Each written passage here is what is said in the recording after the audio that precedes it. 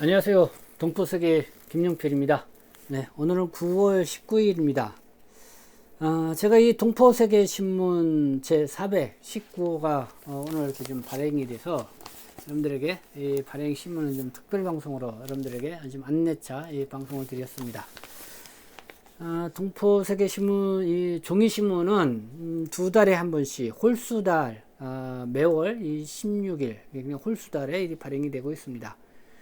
그래서 그동안 제가 유튜브 방송이라든가 인터넷 신문에 기재됐던 내용을 좀 더 종합적으로 이렇게 모아서 그래도 가장 핵심적으로 우리는 동포분들이 이제 알아뒀으면 좋은 그런 내용 그걸 간추려서 이렇게 게재를 하고 있습니다. 그래서 총 16면으로 이렇게 만들어져 있는데요. 오늘은 주요하게 먼저 어떤 내용이 게재되었는지 여러분들에게 좀 말씀드리는 시간 같고요. 그리고 그 내용 중에서도 그래도 핵심 중에 핵심이라고 할 수 있는 그 내용을 또 이렇게 주요하게 소개를 해 드리도록 하겠습니다. 여기까지 여러분 함께 해 주시고 이 신문 또 이렇게 지면으로 이렇게 접하지 못하더라도 온라인상에도 볼 수가 있습니다. 그래서 제 방송을 들으시면서도 밑에 하단에 게시판에다가 이 신문을 온라인으로 볼 수 있도록 이렇게 했습니다. 그래서 그거를 보시면서 저의 방송을 또 들으시면은 한결 또 이해하는데 도움이 되리라 생각합니다. 이제는 코로나19 상황이 끝나고 이제는 또 9월이면은 또 추석 또 한가위 명절도 다가오고 그러죠. 그런 연휴도 좀 많이 있는데 그러니까 이제 동포들의 행사들도 많이 있는 것 같습니다. 그래서 행사 소식 이런 것도 많이 게재가 됐습니다.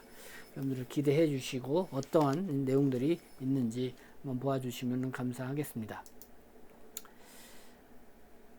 그러면은 온라인상에 제가 띄워놓은 그 신문 지면을 보면서 대략적으로 어떤 내용이 있는지 한번 같이 보도록 하겠습니다. 네, 제 1면은 사설을 제목으로 잡았습니다. 이 재동포 실업급여와 국민연금 문제.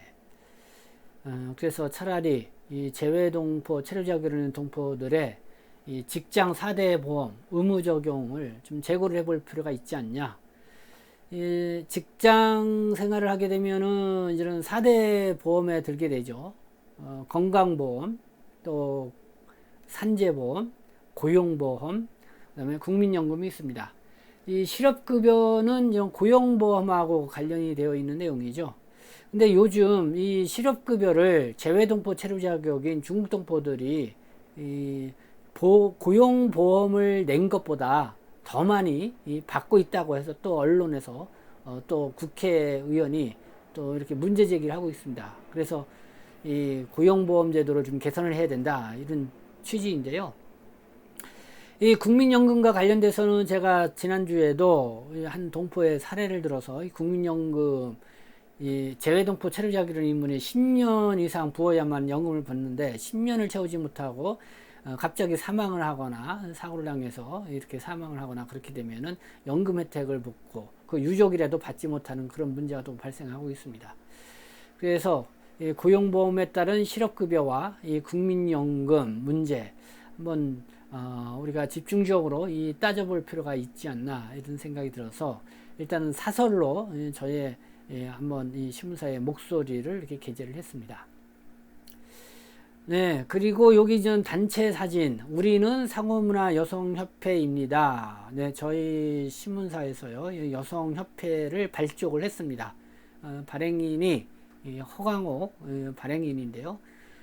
이렇게 여성협회를 발족을 해서 처음 모임을 갖고 화이팅하는 그런 장면, 이 구로구에서 가졌다는 소식 이렇게 일면을 게재를 했습니다.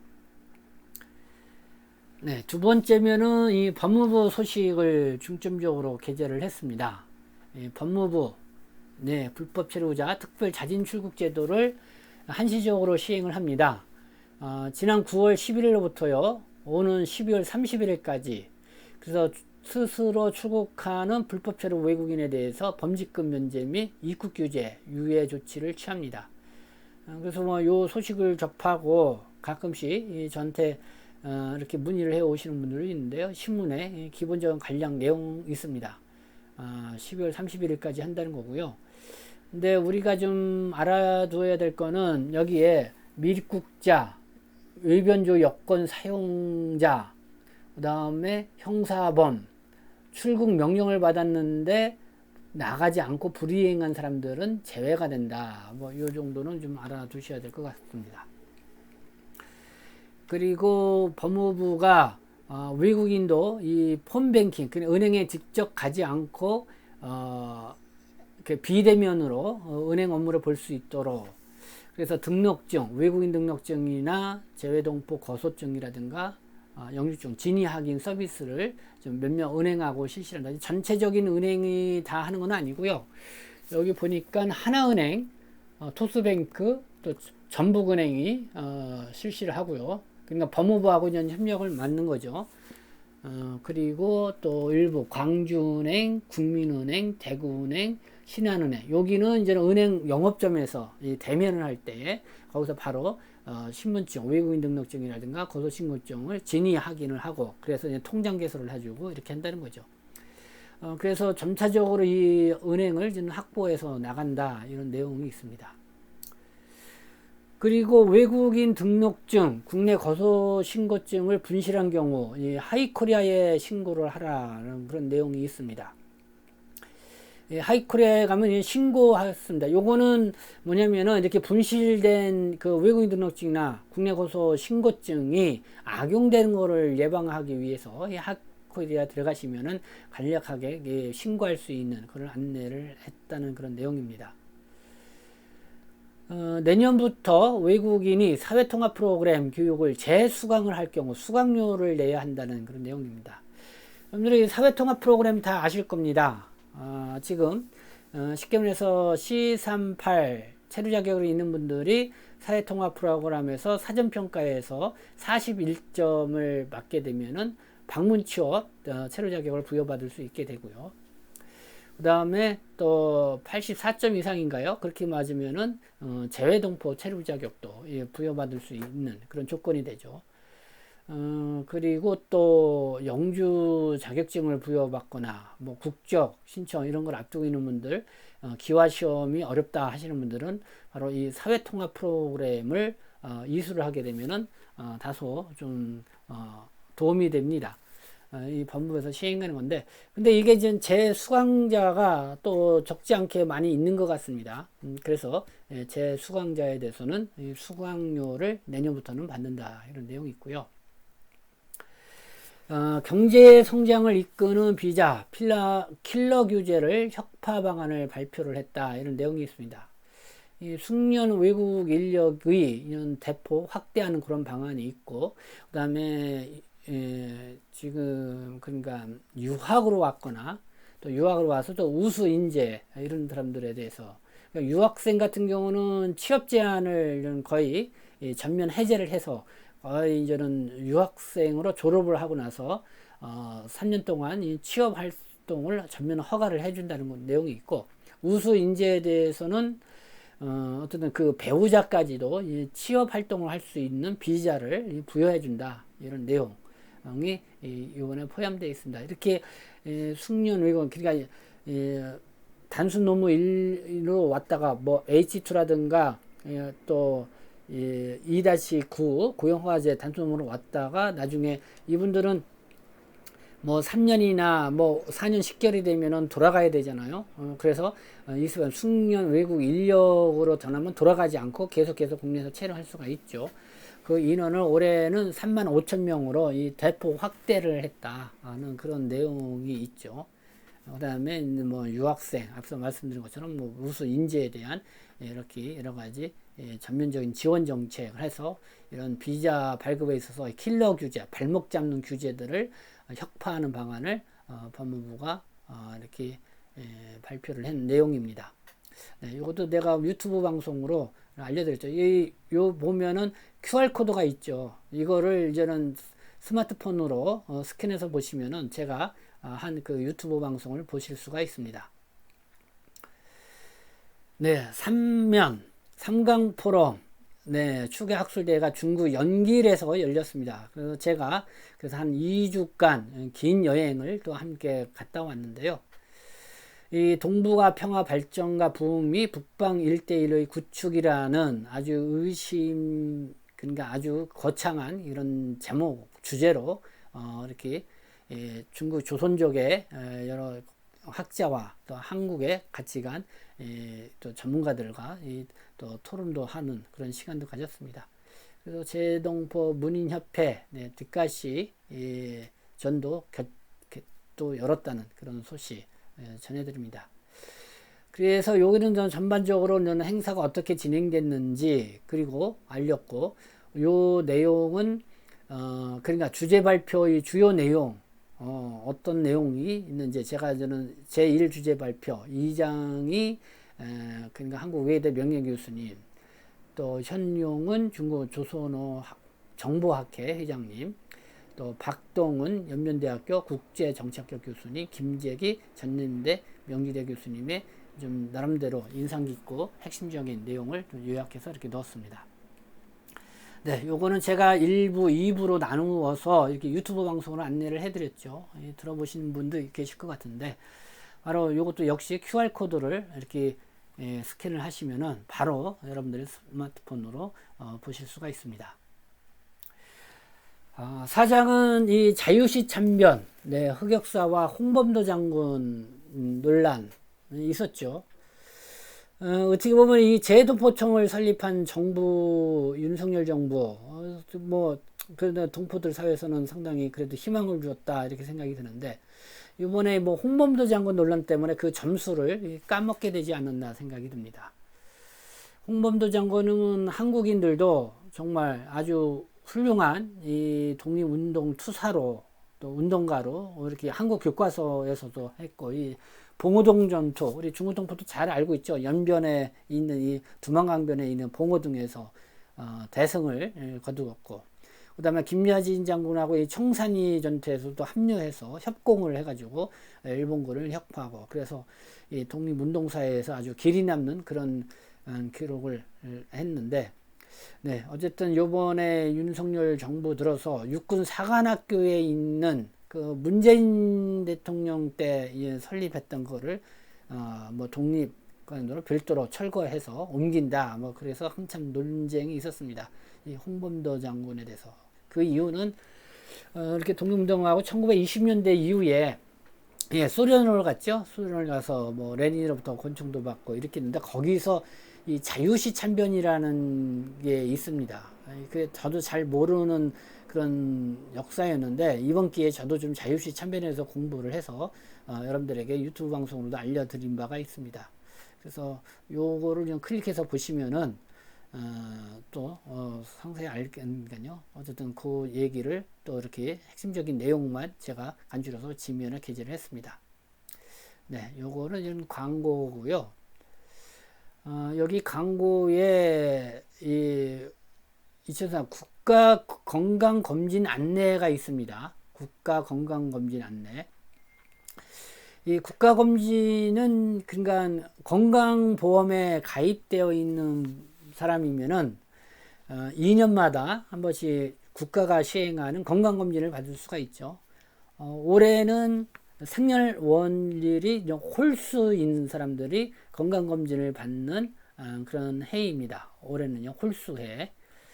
그러나 이제 코로나19 때 못 받았기 때문에 올해 이 짝수, 태어난 연도가 짝수 연도인 사람들도 아마 메시지가 갈 겁니다.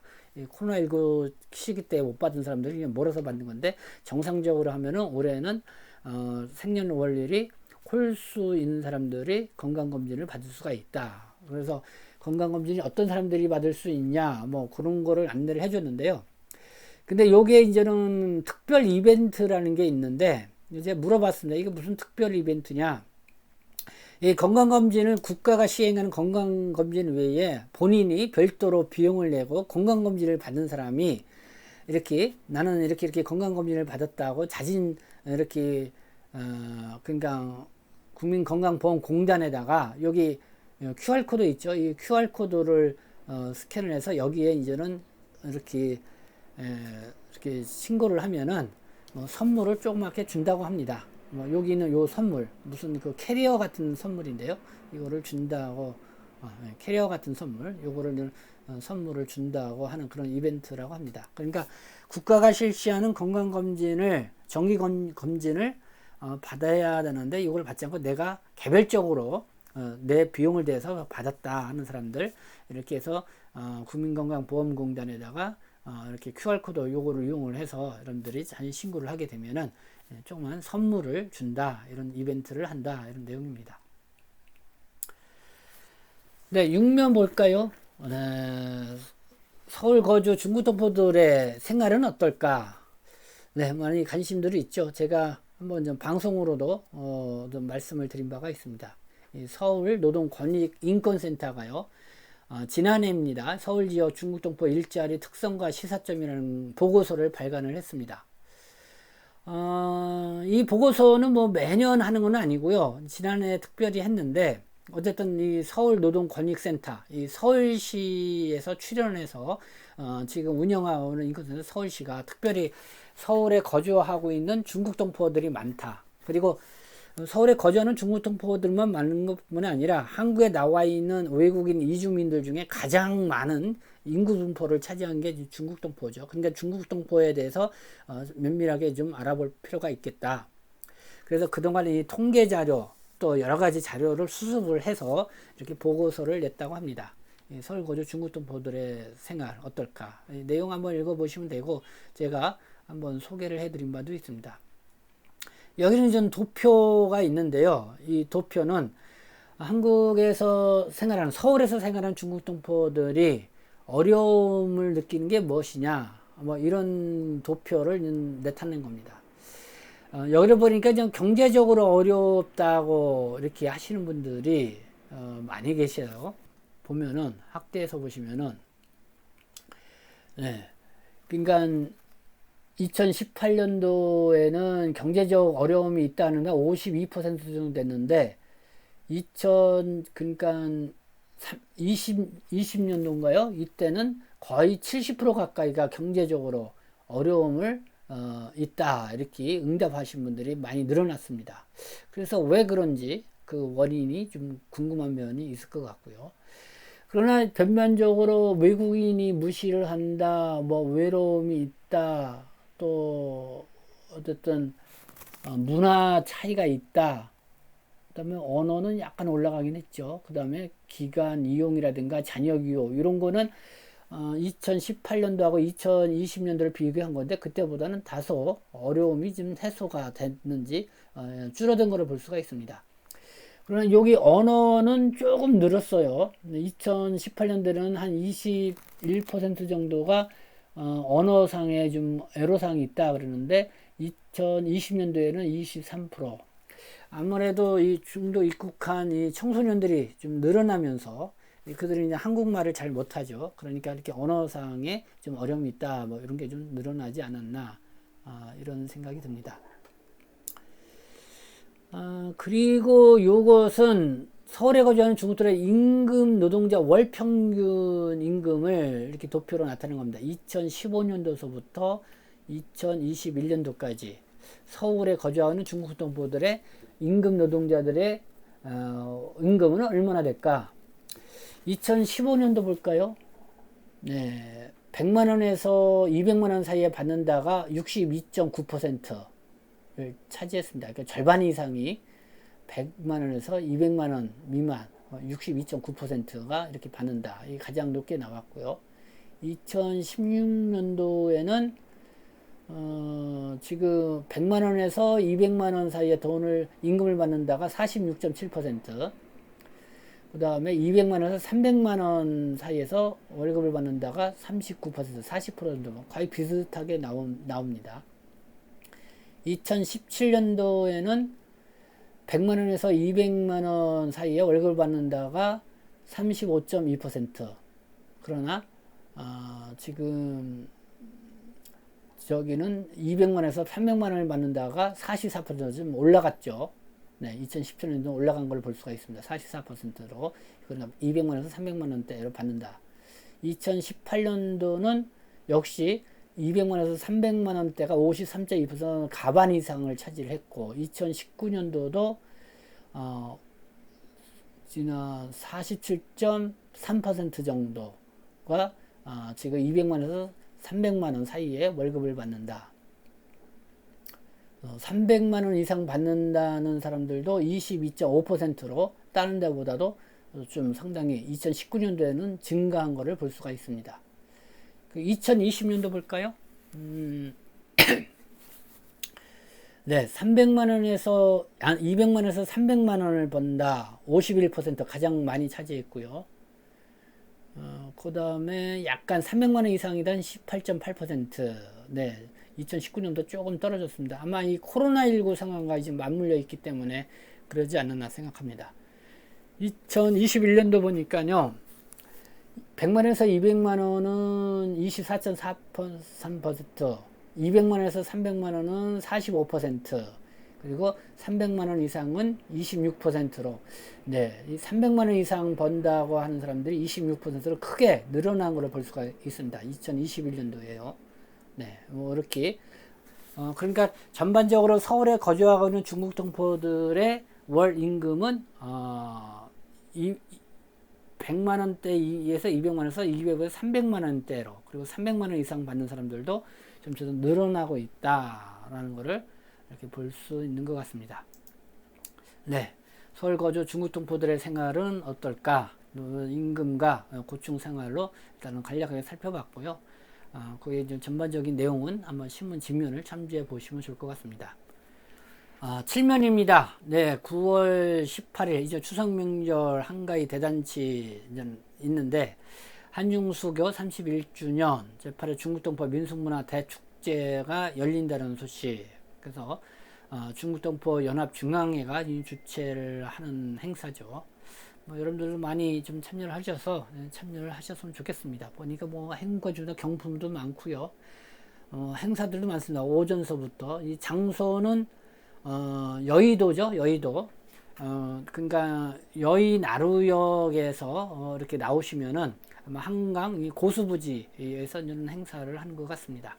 또 오전서부터 오후까지 노래자랑도 하고 민속 씨름대 제기차기 또 배구치기 또 여러 가지 행사들이 있다 이런 걸 알립니다. 8면에는요, 네, 영종도의 재동포 재정착 도시 조성을 재추진을 한다. 네, 이런 내용으로 이렇게 게재를 했습니다. 네, 제가 방송을 알렸는데, 네, 영종도, 인천이 이제는 재동포청 유치를 했죠. 그래서 1천만 도시 인천 프로젝트 기본계획을 발표를 했습니다. 이 내용은 1천만 도시, 인천은 원래 한 300만 정도 인구인데 왜 인천만 도시냐? 재외동포가 700만이죠. 그래서 재외동포 친화적인 도시, 재외동포를 포용하는 도시가 되겠다. 그래서 1천만 도시 인천 프로젝트라고 하는데, 이 국제공항이 있는 영종도에 재외동포 재정착 도시를 지금 조성을 한다. 추진한다는 건데, 제가 유튜브 방송으로 이렇게 안내를 해드렸고, 계속 인터넷 신문을 통해서 알렸습니다. 네, 역이민자를 적극 포용해야 나라가 발전한다. 이거를 민간 차원에서 진행하고 있는 지태용 세계 부동산 연맹 한국 대표의 이야기입니다. 여기 이제는 MOU를 맺었는데 요 가운데 요 두 번째 이분이 이제 지태용 회장입니다. 네, 이거는 민간과 같이 영종도 재동포 재정착 도시 추진해서 민간단체 협약을 맺는 그런 모습을 볼 수가 있습니다. 네, 요거는 제가 이렇게 유튜브 방송을 한 거 QR코드를 이렇게 스캔해서 보시면은 그 영상을 볼 수가 있습니다. 9면 볼까요? 제1회 도림천 서울 바람길수 맨발 걷기 대회. 네, 9월 30일 오후 3시에 개최한다는 소식. 지금 큰숲 작은 도서관, 이 대림동에 이제 새로 생겨났죠. 이 북경에서 교육 사업을 열심히 하다가 이렇게 후반에 한국에 오셔서 한국에 나와 있는 다문화 가정, 중국 동포 자녀들을 위해서 한번 좀 일을 하자. 그래서 대림동, 그러니까 대림역 5번 출구에서 가깝습니다. 거기에 보면 신동아 상가가 있는데요. 거기에 2층에 큰숲 작은 도서관이 있는데요. 지난 8월 달인가요? 그때는 홍천에서 어린이 자연숲 그 캠프를 했죠. 그리고 도림천 그 앞이 그러니까 그 지하철 2호선 대림역 지하철 2호선 밑으로 흐르는 게 이제 도림천이죠.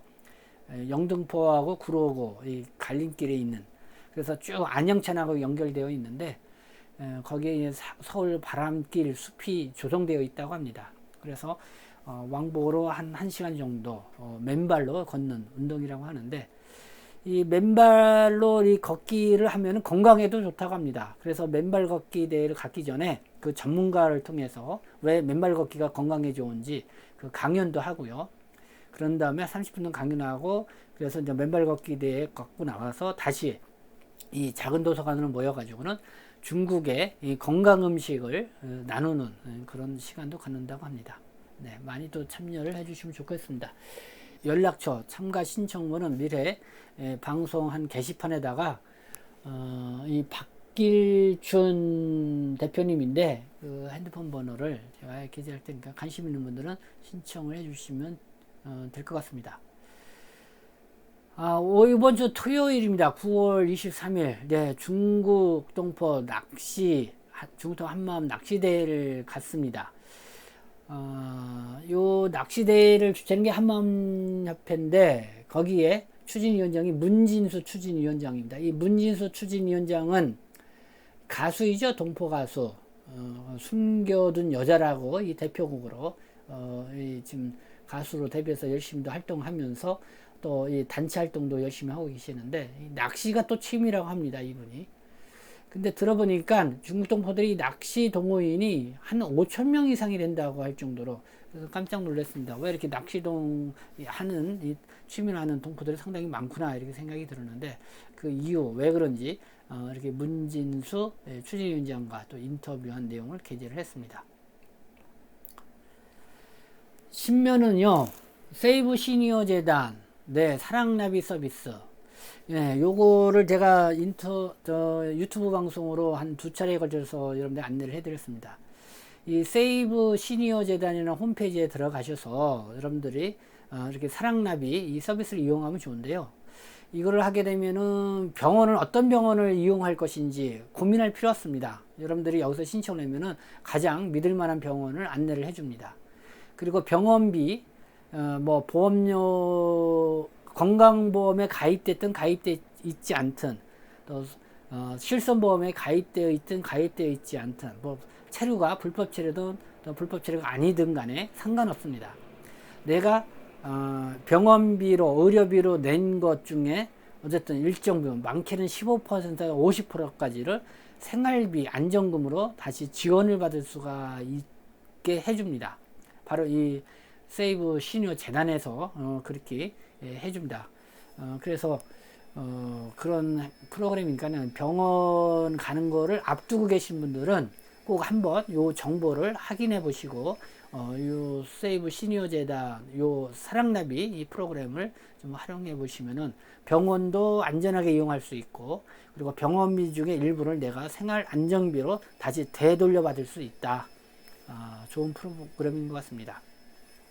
네, 그래서 제가 이렇게 유튜브 방송을 소개를 했다는 내용, 네, 이렇게 안내를 해드립니다. 네, 우리는 혼인 광고 광고 11면은 그걸 게재를 했고요. 12면은 전세 사기 피해 구제 대상에 재해동포도 포함됐다는 소식 전해드립니다.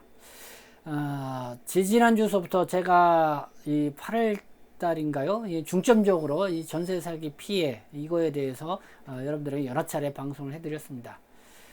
그래서 그 고홍남시 중국 동포 재해동포 체류 자격의 고홍남시 6가족이 이 빌라에서 살고 있었는데 이 전세 사기, 이 신탁 사기를 당했죠. 그래서 재해동포청 앞에서 이제 호소 기자회견을 가졌습니다. 아마 그 기자회견이 상당히 크게 울림을 줬습니다. 많은 언론도 다뤘고요. 그 이후에 저도 계속해서 이제는 이 이야기를 지금 어떻게 진행되어 가는지를 방송으로 이렇게 보내드렸는데, 네, 결국은 전세세계 피해 구제 대상에 재해동포, 원래는 포함이 안 됐었는데 재해동포도 포함이 됐다. 일반 외국인들은 아직 포함이 안 되어 있습니다. 그런데 재동포는 포함이 됐다는 소식이고, 그리고 이렇게 구제대상의 첫 대상으로 공남 씨가 1호가 됐다는 거죠. 그래서 전세 사기 피해 구제 대상이 되면은 어떤 도움을 받냐? 그러니까 이제는 LH공사, 그러니까 한국주택공사죠. 거기로부터 이제는 뭐랄까요? 긴급 그러니까 주거를 저는 지원받게 되죠. 뭐 그런 부분도 있고, 더 저렴하게 주택을 주거 막 지원받아서 이렇게 생활을 할 수가 있다 이런 건데, 어쨌든 또 구제 피해를 받게 되면은 또 정부로부터 또 보상 후에 그런 것도 기대해 볼 수가 있죠.